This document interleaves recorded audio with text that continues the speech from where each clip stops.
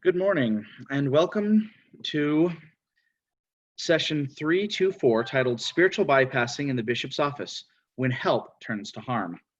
The audio from this session will be available for purchase at sunstone.org after the symposium. The video recording of this session will be available in the Whova app for the remainder of 2020.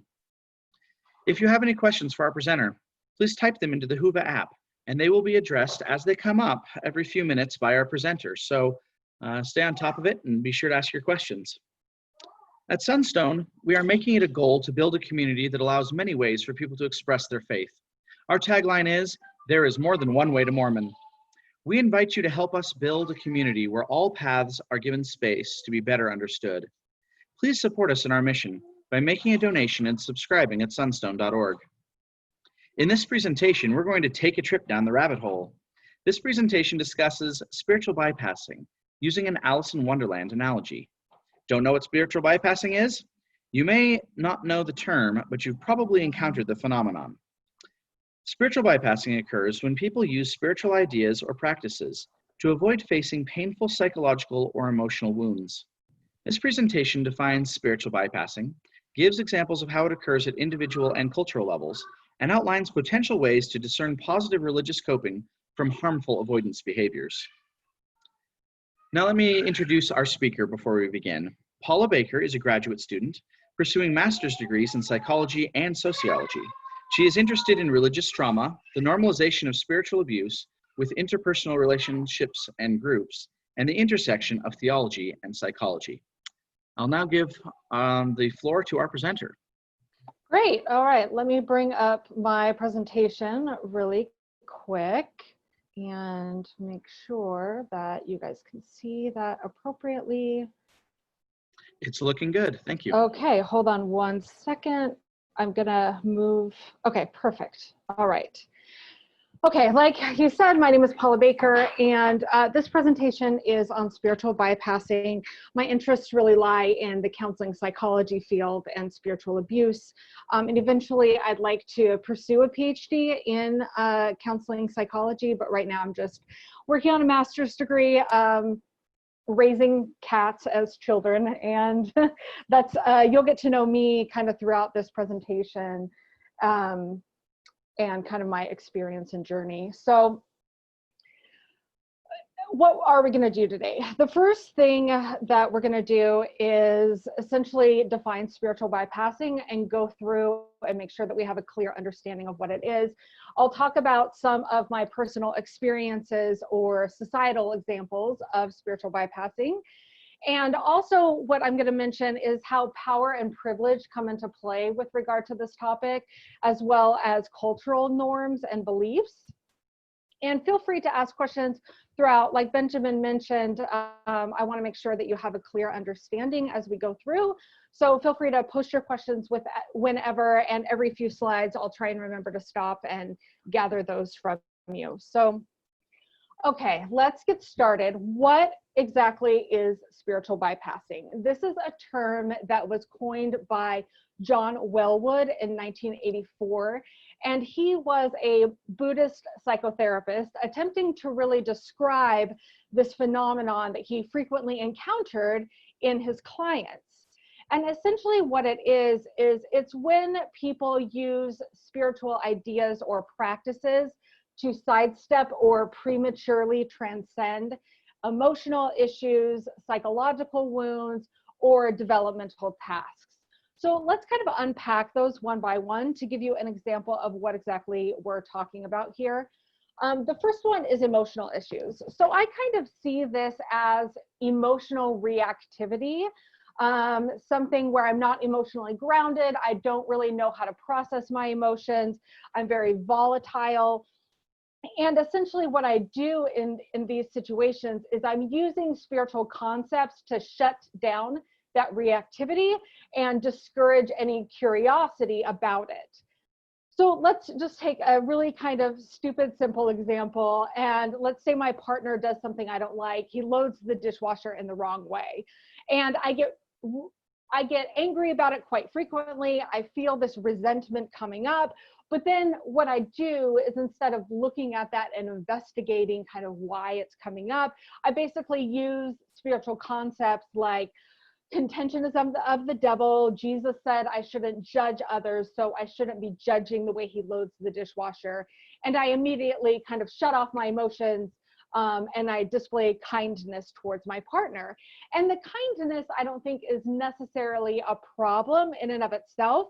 The problem really is that I am never really curious, and I never revisit the initial emotional reaction. I'm just worried about making sure that on the surface I'm kind to them and I'm not escalating the situation. And if I continue to use these spiritual concepts to kind of numb these reactions, it's spiritual.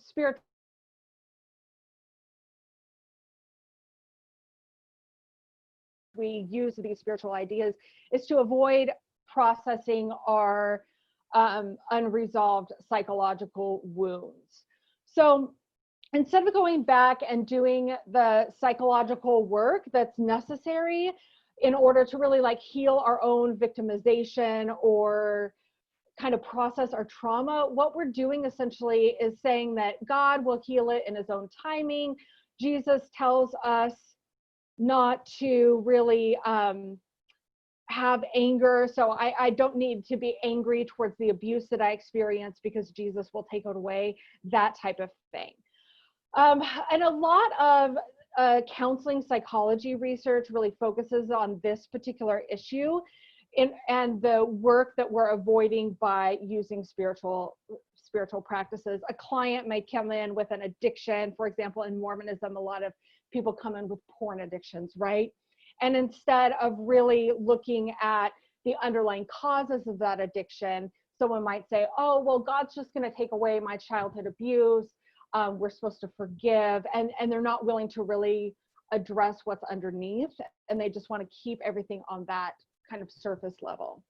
And then the last way that we use spiritual ideas to kind of bypass development is through avoiding developmental tasks. Developmental tasks, I look at it as the normal ways that humans develop. Like, I know that normal isn't the greatest kind of term to use here, but like the average way of human development. So if we look at something like Erik Erikson's 8 stages of human development, each stage, like intimacy or adolescence or middle age, at each of these stages, humans are going through the same psychosocial processes for the most part. When you're a teenager, like I am here in this picture, you're wrestling with issues of identity. So teenagers try on different identities, they're trying on different roles, seeing what fits and discarding the rest. And if we go through these stages in a healthy way, we emerge from them with additional ego strength and resilience and increased functioning, etc. And when it comes to these developmental tasks, I think that this is where the word prematurely transcend really comes into play. Sometimes religious and or spiritual people kind of look down on our animal nature and our needed developmental tasks that we need to do. And they think that the nature of spirituality is to transcend those tasks. They kind of look down at human behavior or this psychosocial functioning as lesser than the spiritual plane.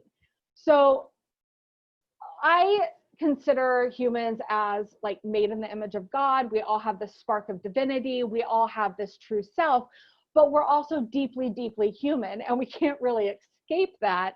We have to work within that context. In many ways, we're constructs of our biology, and we have to bring our spirituality down and really ground it in our animal nature. And a good example of how spirituality or religious teachings can impede a person's development is with regard to like sexual development. So in my understanding as a child and as a teenager, it wasn't really necessary for me to develop or understand my sexuality because I was only going to be sexual with my husband. There really was no point to developing in this way. And so, you know, you just kind of shut it off like a light switch, like the Book of Mormon musical says. That was kind of a lesser thing. Sexual development was lesser. It wasn't necessary. And I particularly wasn't a person who felt like immense amounts of shame surrounding sex. And I actually got a pretty positive message about sexuality, like sexuality is normal, it's God-given, it's meant to like connect you with someone else. However, these positive messages were almost detrimental because my sexuality was never my own. It was basically just my husband's and God's. It was always rooted in the transcendent and never like my own humanity. I'm really grateful for the positive messages that I got about sexuality, but it still really didn't allow me to develop fully in this way. And even my consent to sex within my marriage was more rooted in like covenants and connection with my spouse. And it had very little to do with my own actual desire as an animal human person. I never got like the licked cupcake lesson. But my development in this way was still really harmed by these spiritual teachings because they were prematurely transcendent. In my 30s, I was kind of tasked with going back. And I really think that it's important to note that spiritual bypassing can not only interrupt development as a child, but also as an adult. So like I said, in my 30s, I was tasked with going back and basically completing some of those unfinished developmental tasks.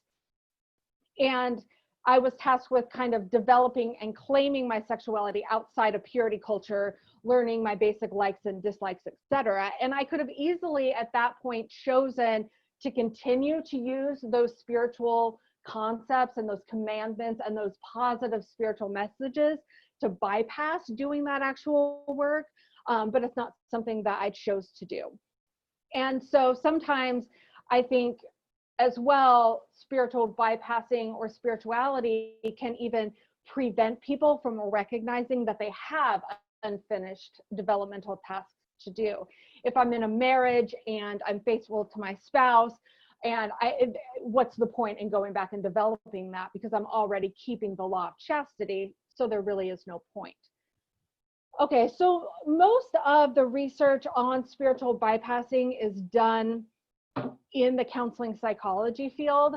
So it really focuses on how an individual is using spirituality to avoid that psychological trauma and that inner work. However, I want to add a few addendums to this concept with regard to how spiritual bypassing might manifest like interpersonally and at a larger societal level.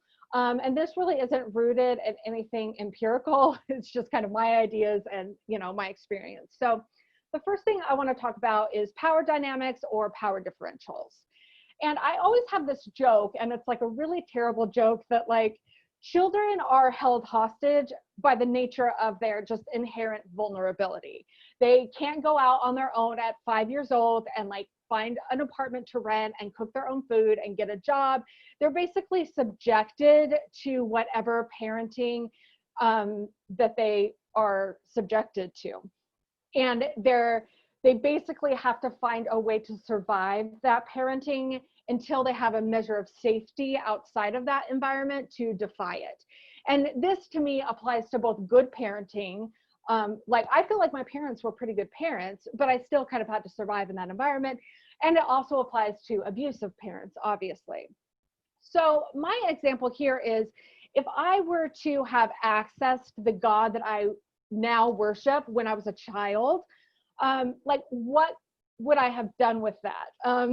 If I would have gone to my parents and told them about this big God that doesn't necessarily align to the God that they worship, I would have been essentially subjecting myself to dismissals, gaslighting, additional distrust of my inner self. Essentially, like I mentioned, the God I love isn't the God of Mormonism. So it essentially would have been unsafe for me as this 8-year-old child to access and communicate with God like I do now. And I think eventually what happened as a child was I cut myself off of my own spirituality and I cut myself off from God. And honestly, I still do in many respects. And it's all rooted in this idea of power dynamics. How much power did I have in my family to really bring my God into the family and have it be a safe offering? And I really think that this was a completely unconscious thing that was based on animal instinct. So when a person is in a traumatic situation that they can't escape, people fight against it, they flee, they freeze, or they kind of fawn toward their abusers. And I'm definitely one that fawned and like froze. And honestly, to be honest, like looking back, I've thought about this, and a relationship with God as a child really didn't even seem necessary because of the way that religion and spirituality were communicated to me. I already knew kind of how God would react because I listened to my parents and my primary teachers. So God kind of seemed superfluous.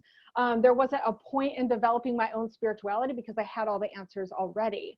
And eventually, like, it got to the point where I felt that way about parents as well. So obviously this is all unconscious because 8-year-olds aren't conscious of, don't have the brain capacity to understand and process all of this. But, when I was a child, looking back, I really feel like there was no reason to go to my parents with problems or my joys because I already knew everything. I had the spiritual answers. I already knew what I was supposed to be doing. There was no reason to form relationships with anyone, really. And the reason why I use that to really bring up the example of power differentials is because the answers that they gave me were ultimately harmful to my development in that I didn't really develop properly. It was that premature transcendence. And when power comes into equation, like when we're a church leader or parent or even therapist, we have to be really careful to not let spirituality disrupt their own growth. Mormonism is very focused on answers, and I think that can be helpful to some, but really harmful to other people. We can really veer into an abuse situation very quickly in Mormonism.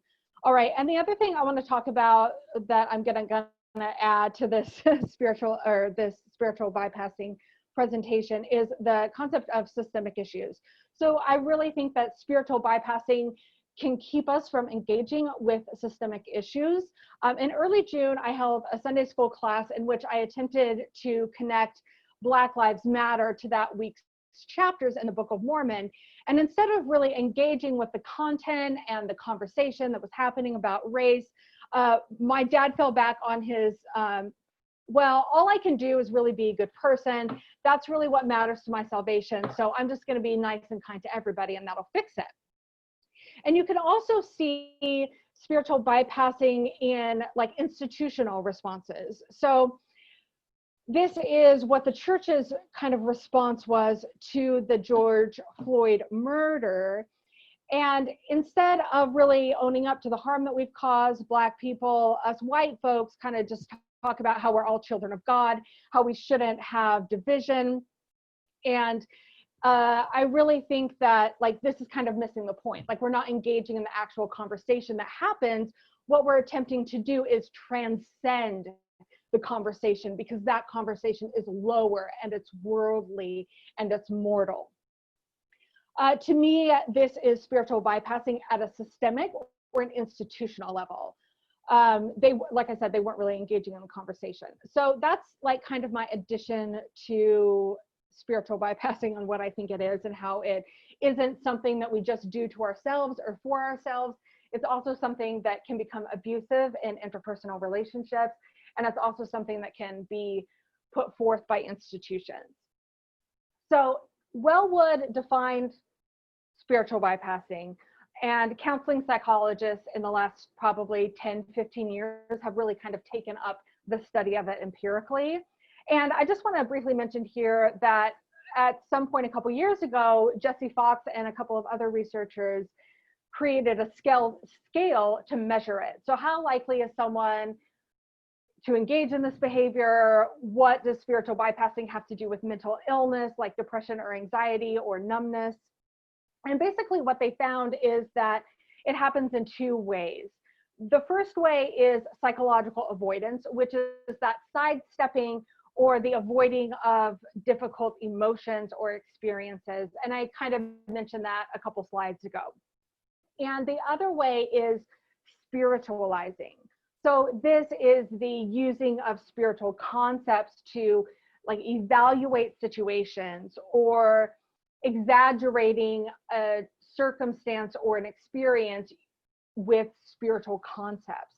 A good example of spiritualizing would be that video that the church posted in response to the uprisings, but it can also happen on an individual level. So people might attribute their thoughts to spiritual causes. A few years back, this article was making the rounds, When Satan Steals Your Motherhood, and it was attributing all of their negative and discouraging thoughts to Satan. So here's a really quick quote. Satan loves it when you wish you were the mom with the skinny jeans and the tall boots and the shiny hair with the perfectly groomed kids playing at the park. You look at her and think you're subpar. Satan loves that. So in this sense, it's dismissal of maybe something that could be addressed like in a counseling environment. And it's basically using the spiritual concept of, oh, I don't really need to delve into the problem and find a solution for it because the solution is just attributing it to Satan. Okay, so that is the basic info that you need to know about this research that's been done. I took a look over at my phone and I don't see any questions yet, so I'll just keep going. Oh, sorry. Sorry about that. I wanted to say before I started this little blurb on Alice in Wonderland that what I'm going to do is kind of take apart this Alice in Wonderland section piece by piece, and it will help us explore this concept of spiritual bypassing further. And this is an analogy that I use often. Sometimes when I'm checking in with myself, I'm asking myself literally like, am I painting the roses red or am I allowing them to be white? So we're going to go through this song and talk about the different elements of it. Oops, sorry.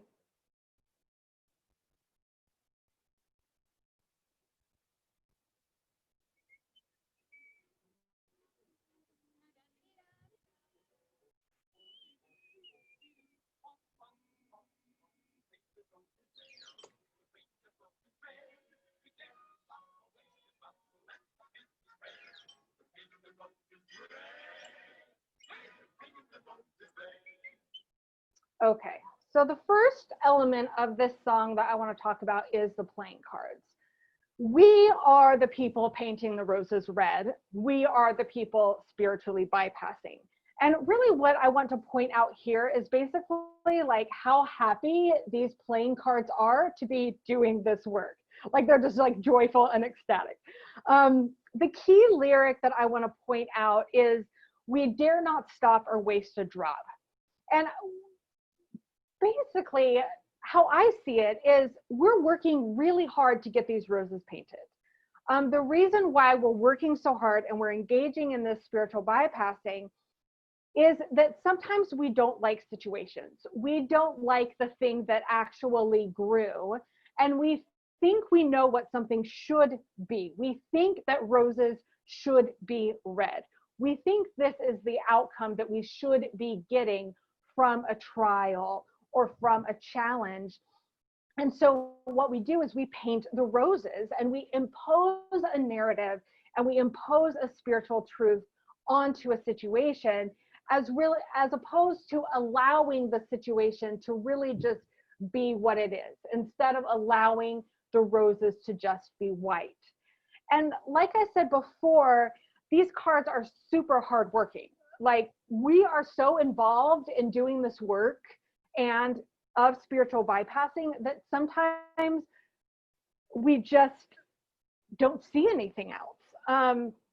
I'll use my infertility and pregnancy loss as an example. So this is a picture of me 8 years ago with my husband at the time, and we're announcing our pregnancy at Disneyland. And we tried at this point, we had been trying for 4 years, and we actually lost this pregnancy as well. It was our fourth. And I think sometimes that we were so involved in doing this work and creating this narrative of trying to get pregnant, preparing to be pregnant, preparing to be parents, that there really wasn't time to like stop and reflect on what we were actually doing and why. I essentially dared not stop trying to have children and to create this Mormon narrative in my life. If I stopped painting these roses and trying to create red roses out of white roses, what would happen? The answer, spoiler alert, was like a complete crumbling of my entire life. A year after this was taken, we were in the process of divorce. I was in the throes of a faith crisis, and it just completely transformed my life. And I really think what was happening is that the work of being good, the work of making my story align to the correct narrative, really kept me from asking deeper questions, doing that grief work that I needed to do surrounding my losses, and really processing like a lot of childhood trauma. And I think that it was the same for my ex as well. Once we like stopped the work altogether and we kind of just sat down next to the tree and saw the white roses, everything kind of crumbled. And thank goodness that it did, but everything kind of crumbled. So I think the key takeaway here is that we basically think that doing this work of spiritual bypassing will make it okay. We hope that using these spiritual truths to avoid this inner work will make the situation better. And we hope that the red paint will eventually seep into these rose petals and somehow make authentic red roses. This is a lie. It's a lie that I've lived my entire life. It is a lie. You can't make roses red by painting them red. For example, my second year of college, I was deciding where to live, and I chose to live with very, very Molly Mormon roommates over people that I knew better because I wanted that something that I learned in Young Women's to be true. And what I learned was that if there were 4 good girls and 1 evil girl, then that evil girl is essentially going to become good because of like peer pressure. So I thought if I just hang around with these good people, eventually my heart will change, my brain will change. This thing inside of me that is unequivocal, can't say that word. The thing inside me that is just so wrong will obviously have to change. But that red paint, at this point and at any point in my life, I've been trying to do this my whole life, it just didn't work. Like, I'm a white rose and there's nothing I can do about it. A lot of times I think people do good works, or people think that Mormons do good works because we want to like earn our way to heaven, or because we don't really believe in grace. And I think that's part of it. But ultimately, I think that we do it because we're avoiding reality. Like, reality is painful.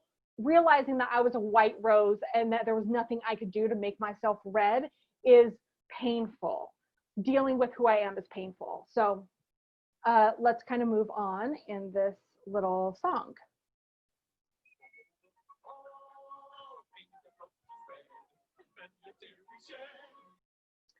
All right, so in this slide, I really want to talk about why this painting is harmful.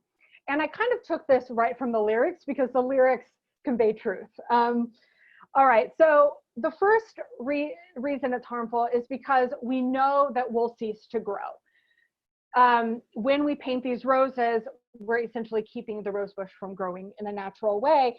And it really has negative effects on our well-being. So research has found that there's compulsive goodness, people display repression of undesirable traits, spiritual narcissism, extreme external locus of control, spiritual obsession or addiction. They end up having blind faith in charismatic leaders. They abdicate personal responsibility, and they engage in social isolation. So if this doesn't describe like all of my harmful experiences in Mormonism, I don't know what does. And unfortunately, just for all of you therapists out there, sometimes spiritual bypass is supported by therapists if they're not aware of this term, if they're not aware of this phenomenon. If the therapist is unaware that the client is using this spirituality to avoid, they might not realize if therapists are assuming that they're using these spiritual concepts in a positive way, as positive religious coping, they might not dig deeper into it. And so it's good to know that spirituality can be helpful and it can be harmful, and to really look closer at it to see if it's actually coming from a place of growth. Okay, so the next term is and many a tear we shed. So in my estimation or experience or belief, like, we do have our higher selves, we do have our authentic selves. There is part of us that is made in the image of God. There's that spark of divinity. And I do think that our higher selves understand what we're doing, and it does weep for us because they know that we're doing something that isn't allowing us to progress and it isn't allowing us to grow. And the other thing I want to point out is, in fact, they'll soon be dead. So not only do we cease to grow, like, doing this painting is actually killing ourselves spiritually. And in my experience, I think it's a form of spiritual death. And it's so hard to discern because we're looking at, in order to like look spiritual, we're actually killing that spiritual part of ourselves. And yet we still do it. Like, we still do it. It's harmful. We know this. We still engage in it. Why do we do that? Essentially, it's that avoidance situation. We spiritually bypass because it's a protection for us. Spirituality keeps us safe. It keeps us from feeling uncomfortable. It's essentially a defensive posture, and we're using spirituality as an armor to kind of protect us. And here I'm not really talking about the armor of God. I'm talking more about the emotional walls that we build to avoid being vulnerable and to shield ourselves from risk. So I'm using this armor in like the Brene Brown sense of the word. And this armor prevents us from real connection and real relationships. Okay, and this point has little relevance to my previous point because I just thought of it this morning, but I want to use Job as an example. I'm going to leave the whole like God and Satan parts out of it and just focus on the people. So Job basically lost everything. And he knows what to do. He sits down in his sackcloth and ashes and he is silent. His friends come along. They sit with him in silence for the 7 day of mourning. I'm assuming they're sitting Shiva with him. And then things change. They sat down for the religiously and prescribed and normal period of time, and everything shifts. He starts moving beyond that acceptable time frame. And in chapter 3, he starts his lament. He starts to speak his grief and his suffering. And his friends just start in on him. Have hope. You should feel confident. You're a righteous man. And in infertility terms, that was, oh, you should have hope. This is a righteous desire. You should feel confident. And these friends also talk about how, well, he must have done something wrong because, hello, you reap what you sow. So they're giving him all of these platitudes, and this goes on for chapters. But in the end, Job was praised because he retained his integrity and he was true to his experience and emotions. He was congruent.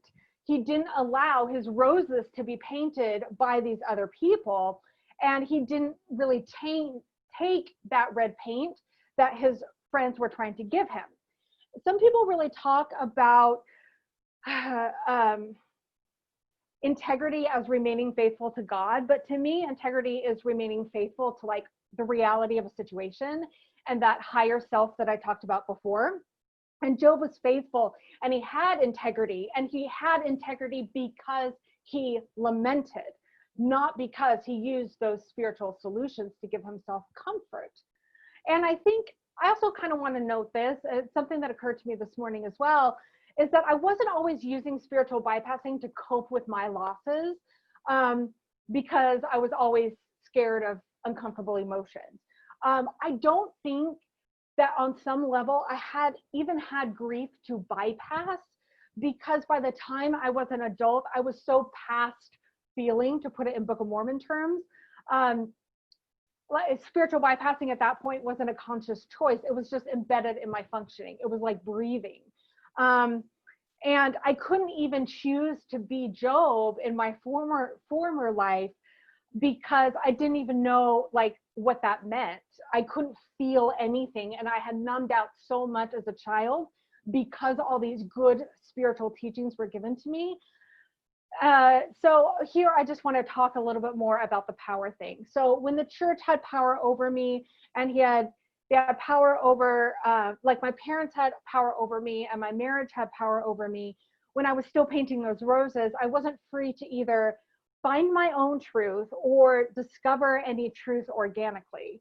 And I think as parents or leaders or healthy people who have gone through hard times and have found our own answers, we want to give those answers. Like, we want to be Job's friends, because seeing someone in complete and utter lament is super uncomfortable, and we want to give hope. And as parents or therapists or leaders, we're working with the most vulnerable in our communities, and oftentimes the most vulnerable person in the room is the person on that couch or the child in our care. And so we have to be mindful of how we're using spirituality, and whether our help and whether our hope and whether our goodness is actually being harmful to that other person.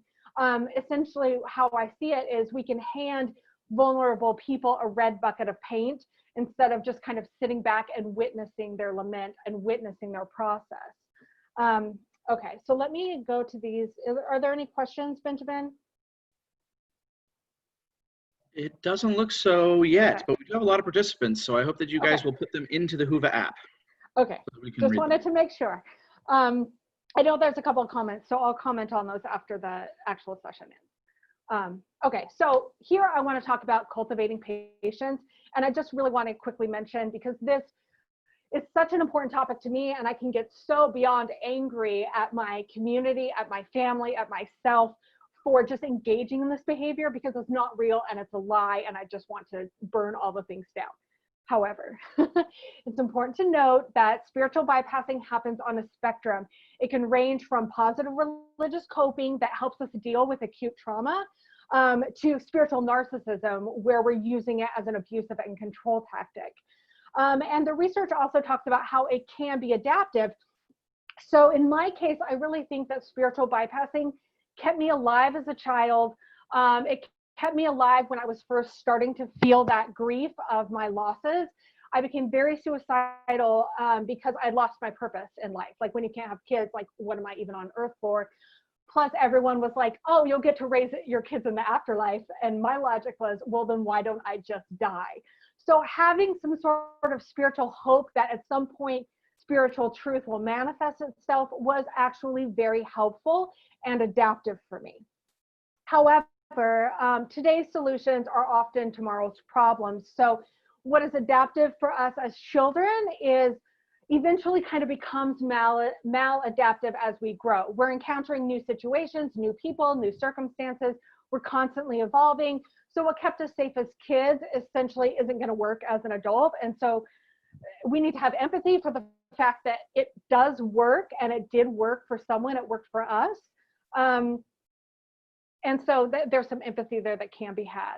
And the last thing I want to mention is that not only is it adaptive, but it is also a natural part of development. So it's like a shiny new toy. Sometimes you get a spiritual truth, you learn a new thing, you have a brand new hammer, and everything becomes a nail. So it's really understandable that sometimes we're using spiritual bypassing because this spiritual concept is like the shiny new toy that we want to play with.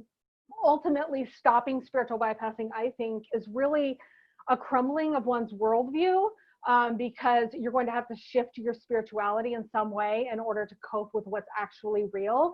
And it involves a loss, and a lot of people just don't want that loss. Like, I look at my parents and, they're not in great health, and I don't want to go to them and just be like, you should give this up, because the loss that they would have to deal with as they're dealing with loss of their own mortality might be too much for them. So I have to be patient with that. Okay, so here's our next section. Oh,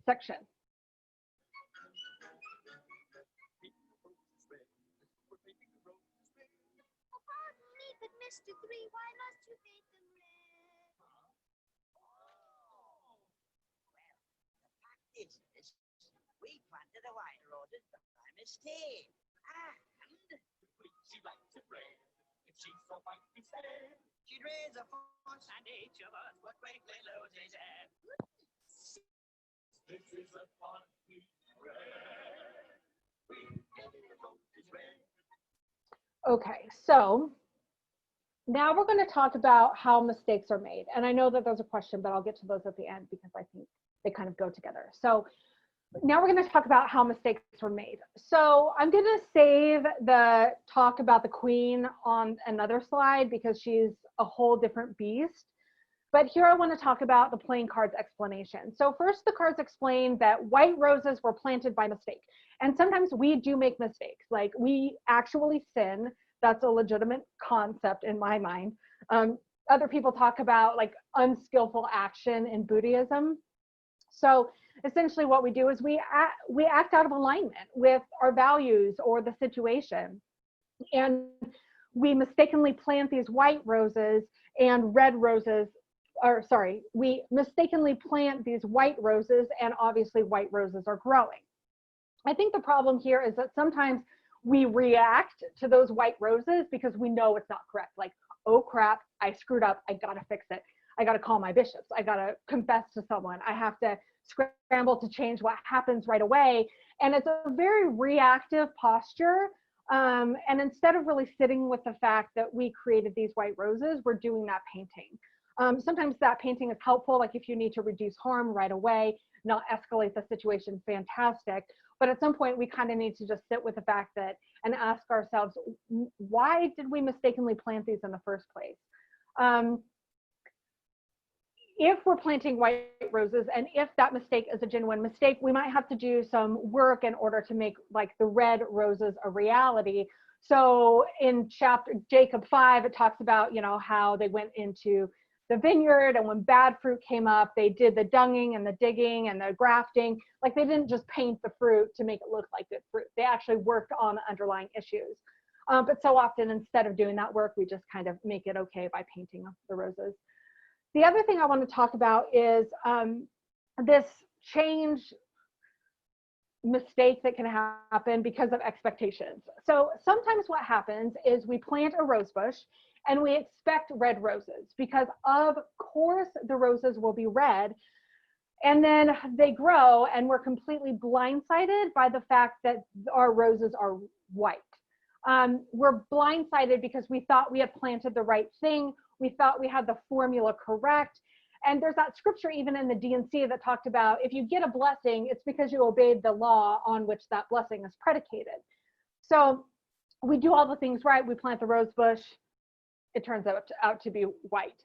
And I think sometimes spirituality and religion makes it super easy to paint those roses red. So people in our community can clearly see that our roses are white. Like no one could deny the fact that I had lost 4 pregnancies. I was going through infertility. Like there was no denying the white roses. But they'll acknowledge the white roses and then hand us that bucket of red paint. They'll give us the answers to make those white roses fit within the narrative. In infertility circles, it's are we not all mothers? Everything happens for a reason. Things happen in God's timing, not yours. So like I said, people are really willing to say that, oh yeah, your roses are white, but here's the answer to make those white roses fit within our worldview. And the other thing that I think is worthy of mentioning here is the just bad theology and cultural beliefs. So I previously mentioned that these roses are so busy painting that they aren't really questioning anything. They're so focused on this task. And when Alice asks, why must you paint them red? The answer is basically, well, because roses should be red. The queen likes them this way, like, duh. So it's like everyone in the kingdom has started to believe that red roses are this one true rose and the only true rose. However, the mere fact that white roses exist, Like the mere fact that white roses exist disprove their belief that roses should only be red. The white roses mean that roses can be more than one color. And what the cards in this situation and the community is doing, and what the Red Queen is doing, is denying this reality. They're denying that the white roses, they're denying the existence of the white roses right in front of them. And they're unwilling to change their thinking. They're not using reality to really inform their belief system about what roses should look like. And this to me is another example of what spiritual bypassing does. It ignores and suppresses reality, and it doesn't use reality to inform spiritual truths or beliefs. Instead, it does that. It imposes the belief onto the situation. Here, I kind of think of the phrase "make it right" in Mormonism, as in like God will make my infertility right or my divorce right in the end. So like I mentioned before, I'll raise my kids in the afterlife. Or at church one time, someone said, you know, it never mentioned that Captain Moroni was married, so maybe you can marry him. Or there are like so many World War II soldiers who died without being married, so maybe you can snatch one of those up in the afterlife. So it's a sense of God will make it right, and that there was something wrong with my current state. I got tons of red paint to make my reality fit in with the Mormon narrative. But like I said, painting the roses red keeps us from asking those deeper questions. So eventually, once I stopped asking those questions and I let my rose bush grow, what eventually came out of my rose bush, I discovered that my infertility, my loss, and divorce were part of my redemption. Those things were, for me, those things were God making it right. Those events were the rescue. They weren't actually the things I needed saving from. And this was a complete 180 from what I thought was going to happen. What I actually needed God to do is like rescue me from the work of painting. And I needed him to take away the red paint so I couldn't paint those roses any longer. And he did. And I consider that this is like the most supreme act of grace that I've experienced in my life, is the removal of the work and the removal of the paint. If I were to have continued to accept the red paint by well-meaning people, if I were to have continued doing that work, then I never would have come to the conclusion or found the God that I now worship. Okay, now we're just going to do a little quick one thing on, we'll do 3 to 4 more minutes on well-meaning people, and then we'll go into questions and kind of skip the last couple of slides. So the last couple of slides talk about like the systemic issues and the queen and how she's abusive and how there's no pleasing people when we stop spiritually bypassing. Okay, so here's Alice. Then let me help you. Painting the roses red. We're painting the roses red. Don't tell the queen what you have seen. Don't say that's what we said. Okay, so I want to talk about well-meaning people because Mormons are great people, but they drive me nuts. A lot of people like Alice, they listen to our problems, they take those problems at face value, and they assume that we have a correct assessment of the problem, and they're super eager to help us fix it. So Alice comes in, she hears the problem, she gets to work right away. And I think that if someone is within our same community, they're more likely to see the problem in the same way as we do. So I'm not really expecting the cards to start questioning each other about systemic issues because they all live under the queen's rule. It makes sense that they all have the same mentality about what is actually the problem. So sometimes it really takes an outsider like Alice for us to question our norms. The problem that I see with Alice, and the problem I see with Mormons in general, is that she's so nice and trusting and that she wants to be a good person. She's curious and imaginative, and that's what got her to Wonderland. But her curiosity really stops after that first question is asked. And she doesn't really go down the rabbit hole further to question why they're even painting the roses in the first place, why roses should be red. Her curiosity essentially stops once the work begins. She didn't really question the queen's preference for red roses and the dogmatic belief in the system that roses should be red. So let's bring this into the real world. I'm going to use the LGBTQ community for this, because I think good Mormons clearly want to help people within this community. I know that people wanted to help me as part of this community, and they want to be super kind and inclusive, and they obviously want to help us avoid any more damage to our community. And I really think that Alice here helping them paint is a worthy action, but it doesn't really help dismantle the systemic issues and the problems, because Alice is really only helping at the individual level.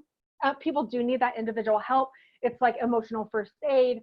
It's a triage work. Alice helping them paint the roses was attempting to avoid their death, which is worthy and good. Paint all the roses you can. But I think, to me, that kindness should be used to establish just enough safety for myself to explore further, not keep me so busy that I don't have the time to question what created those conditions in the first place. So I don't really mind the resources that exist now about how to minister better to LGBTQ folks, but what I do mind is the lack of questioning done by straight members of the church about their community's problems. I didn't really come up with this parallel, but I kind of liken it to the Good Samaritan. So you have this super dangerous road. This person is harmed. The Samaritan does a really good deed by helping the man, by painting the roses. This is good, faithful members welcoming people like me at church. No theologian is going to say that the Good Samaritan is wrong to help the wounded man. However, some theologians have made the point of, we need to start asking at some point why the road was so dangerous in the first place.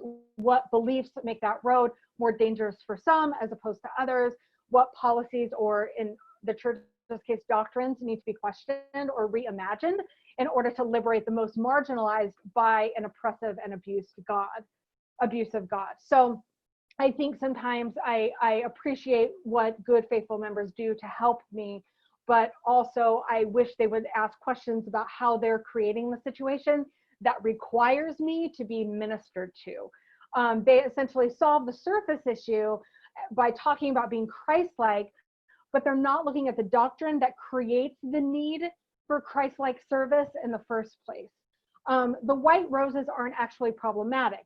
And if the white roses are problematic, and if we feel the need to help people like questioners or LGBTQ folks paint the roses, perhaps it's because there's like a systemic issue in play, there's structural issues in play, there's an oppressive belief system in play.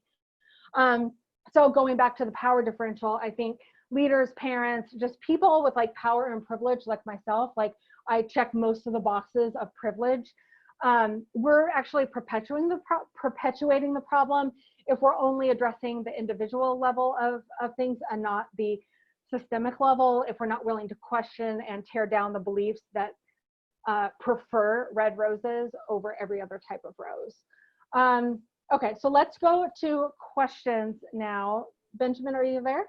Yes, I am. There's a lot of excellent questions here. Okay, cool. And as well as comments that I hope that you can address, but we've only got about 5 minutes. Yep. One tells a very intimate story. He says, my father died while I was serving a mission. I was told that the brethren expect you to stay, so I stayed. It has always been a hard thing for me. Spiritual bypassing? It is nice to put a term to it. And could you repeat your definition of integrity? So, okay, so I'm sorry that happened to you. I think that, spiritual bypassing really delves into spiritual abuse for me, and that being the victim of spiritual abuse involves a heavy amounts of grief, grief for what we lost. So I just kind of want to recognize that. Let me go back to the Job slide. I define integrity as being true to our experiences and emotions, and really making sure that we're in alignment. So our physical self, our emotional self, our spiritual self are in alignment and in coherence and congruence with each other. And to me, that's being faithful to our whole selves, and being faithful to reality and our lived experience. So I think in that situation, having integrity is owning the loss and owning maybe victimhood or an abuse, maybe of power that actually occurred there. So I've got a couple other comments here that I hope that you can address in some way. One says, I'm trying to discover the core Mormon wound. I don't think spiritual bypassing is the core wound itself, but it prevents my healing. yeah, so, and I'll just speak from my experience because I'm not a therapist yet, but what I've discovered is that core wounding is abuse. It's an abusive system, it's an abuse of power, it's spiritual abuse, it's disconnecting ourselves from our higher and whole selves.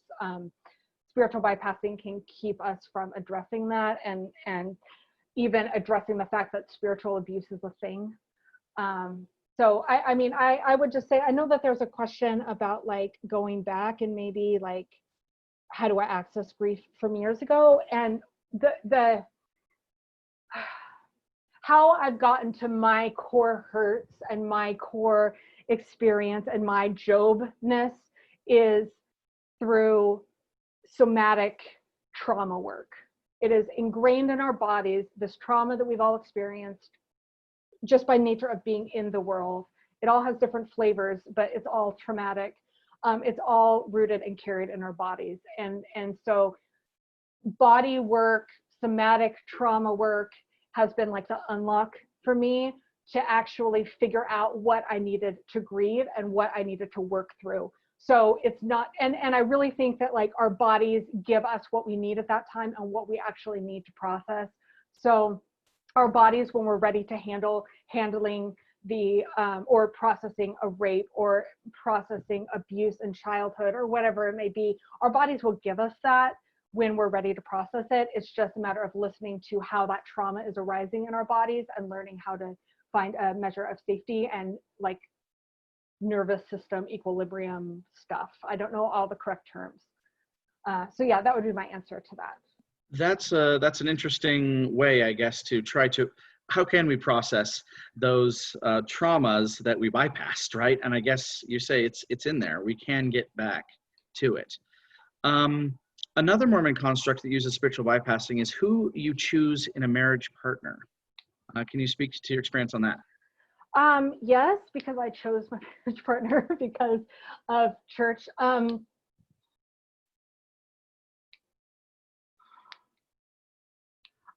It can be, how do I speak to this without, when it comes to my marriage and my marriage partner, I've been divorced for like 8 years. I was married for 10. I think honoring the ways in which he was a complete and perfect choice for me, even as I had limited agency in choosing the choice because of these spiritual concepts. I chose him because he was male. I chose him because he could take me to the temple. I chose him because he was actually himself, and I did love him, and I still do. So I think honoring both the perfectness of that choice in the constraints of that choice. And I don't know, I believe in lament. Lament is my jam. Job is my jam. And lamenting the fact that maybe that choice was made out of a little bit of duress. Like I go back to my, like my sexual development, and I think, how do I really consent to sex in a marriage when that sex is required for salvation and for exaltation, you know? And I think just understanding the joys and the crappiness of that experience can help.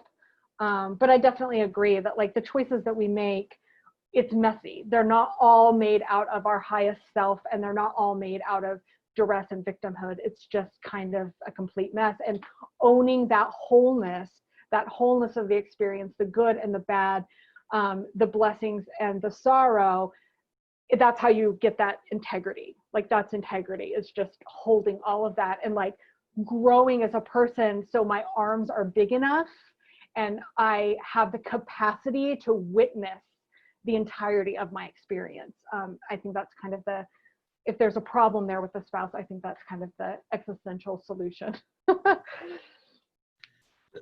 That's excellent. There's a couple more questions that are really important ones, but we may have to answer them on the Whova app as we are out of time. Yeah. I hope that you'll answer the one that asks, how do you think we can help people recognize that they are experiencing spiritual bypassing without falling into that trap of premature transcendence? I want to thank you for your moral leadership and your leadership in our Mormon community, and everyone for attending and supporting Sunstone, but we are out of time, so I'm going to have to end this session. All right. Thank you so much, everyone.